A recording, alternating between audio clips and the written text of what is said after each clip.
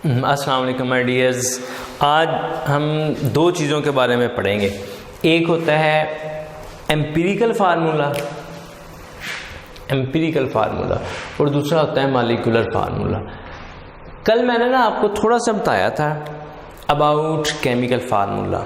मैंने ये कहा था कि जिस तरह एलिमेंट्स के सिंबल्स होते हैं ना, लेटर्स ए बी सी, इसी तरह अगर ये एलिमेंट्स के सिंबल्स आपस में इकट्ठे लिखे जाएं तो केमिकल फार्मूला बनता है। जैसे हाइड्रोजन ऑक्सीजन को इकट्ठा लिखते हैं, ये हाइड्रोजन और ऑक्सीजन के सिंबल्स हैं ना, तो ये बन जाएगा H2O water. It means chemical फार्मूले के लिए हम एलिमेंट्स के सिंबल साथ साथ लिखते हैं। लेकिन ये केमिकल फार्मूला दो तरह का होता है।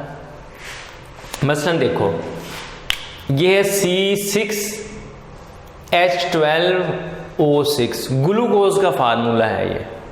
ये फार्मूला हमें बता रहा है कि इस एक मॉलिक्यूल में 6 कार्बन, 12 हाइड्रोजन और 6 ऑक्सीजन होते हैं। Means this formula tells the actual number of atoms in a molecule. वो फार्मूला जो actual number of atoms in a molecule बताए उसको कहते हैं molecular formula. Formula which tales actual number of atoms in molecule. ये है C6H6 benzene. इसमें 6 carbon और 6 हाइड्रोजन। अब इधर देखो, इसको अगर 6 पे डिवाइड करें ना तो ये C6H12O6 क्या बन जाएगा? ये बन जाएगा CH2O।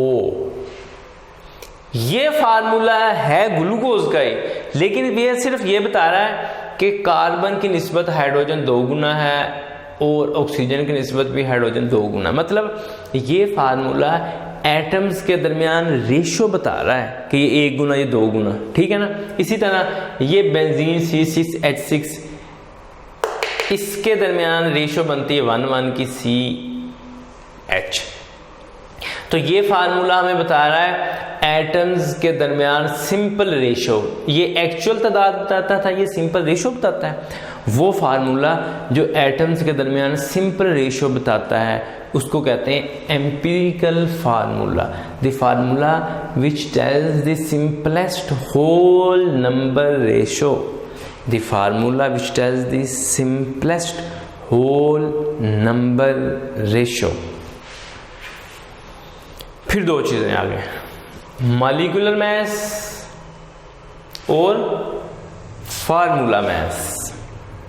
इधर देखा था ना, H2O वाटर, हाइड्रोजन का मास 2 होता है। एक हाइड्रोजन का 1, 2 होंगे तो 2, ऑक्सीजन का 16 होता है, तो ये बन जाएगा 18 AMU एटॉमिक मास यूनिट। इस पे बात हो चुकी हुई है। HNO3 हाइड्रोजन का 1 होता है, नाइट्रोजन का होता है 14, ऑक्सीजन 3 है, एक ऑक्सीजन का 16 होता है, तो ये 3 है तो ये 48 हो जाएगा ना, 48, और ये टोटल बनेगा 63 AMU।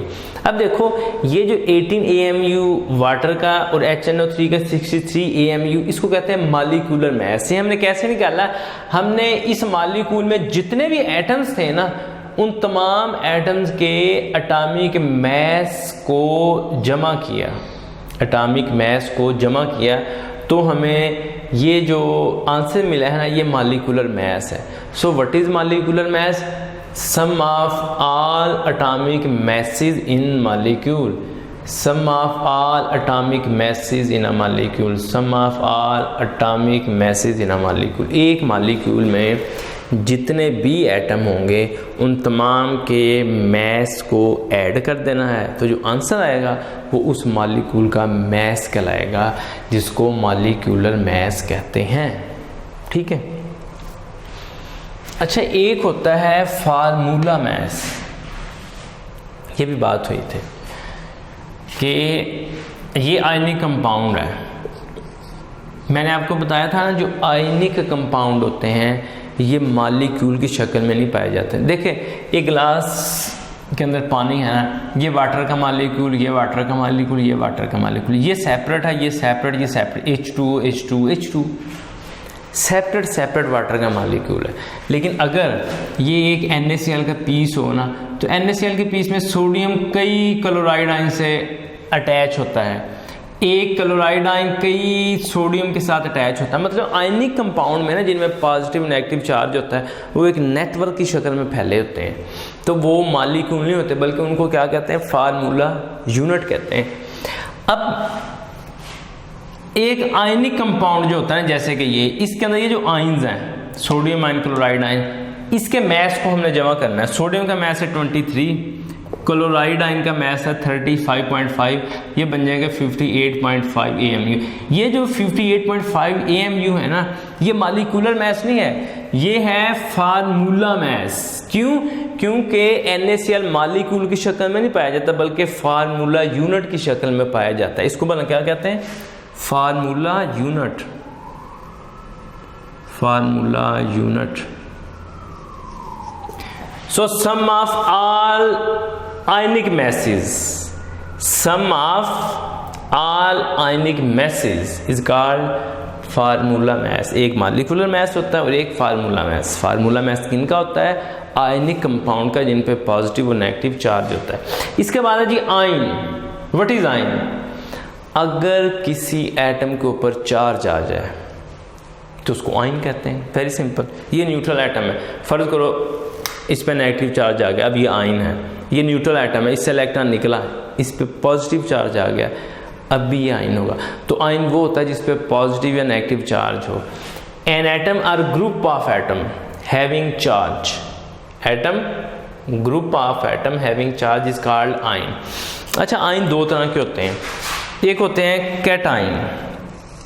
कैटाइन वो आयन्स होते हैं विच हैव पॉजिटिव चार्ज, जिन पे पॉजिटिव चार्ज होता है। दूसरे होते हैं एनाइन। एनाइन वो होते हैं जिन पे नेगेटिव चार्ज होता है। अच्छा, कैटाइन जिन पे पॉजिटिव चार्ज होता है वो कैसे बनते हैं? जैसे ये हाइड्रोजन है, इसमें से ना ये एक इलेक्ट्रॉन निकल जाएगा, इलेक्ट्रॉन निकलने के बाद इस पे आ जाएगा पॉजिटिव चार्ज, तो ये है पॉजिटिव आयन जिसका नाम है कैटाइन।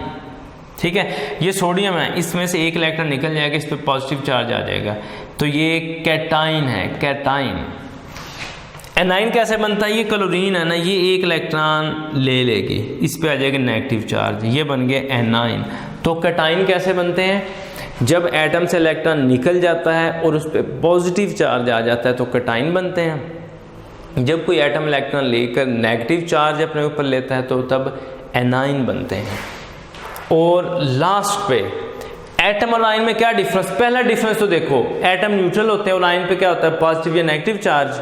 ठीक है, और atom smallest particle of element होता है, atom smallest particle of element है, जबकि आयन आयनिक कंपाउंड, ये आयनिक कंपाउंड का स्मॉलेस्ट पार्टिकल है। एटम की डेफिनेशन क्या है? Atom is the smallest particle which may or may not exist independently. ये अकेला रह भी सकता है, नहीं भी, लेकिन आयन कांट, ये तो अकेला रह नहीं सकता। फिर एटम न्यूट्रल होता है और आयन के ऊपर कोई ना कोई चार्ज होता है। ये छोटी छोटी डेफिनेशन आपने याद कर लेनी है। और ये पहला चैप्टर बेसिक है, इसको अच्छी तरह प्रिपेयर करें, इसमें से क्वेश्चन भी आता है, वो इसी के बेस पे अगले चैप्टर भी समझ आते हैं। ओके जी, अल्लाह।